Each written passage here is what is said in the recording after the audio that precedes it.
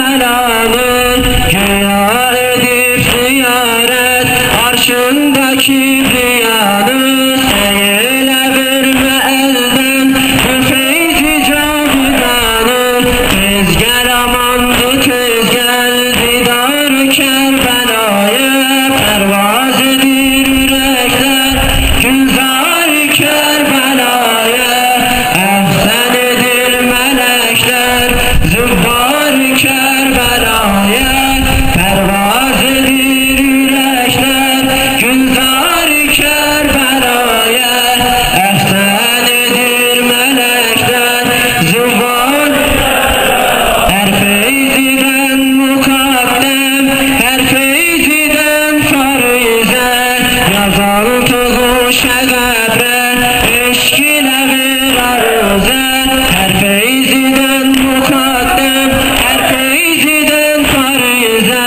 yazaltığı şegabre eşk ile bir arıze haki şefağı İslam aşkınla vermelize ihlas ile dağıl ol derbar Kerbela'ya pervaz edir yürekler gülzar Kerbela'ya efsan edir melekler zübbar Kerbela'ya lebbeyk ya Hüseyin lebbeyk ya Hüseyin lebbeyk ya Hüseyin lebbeyk ya Hüseyin.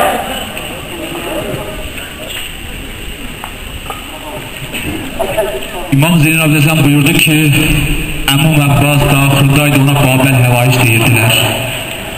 O dərdlər qapısıdır. Hər kimin dərdi arzusu var, Ağam Abbası səsləsin. Ləbbeyk ya Abbas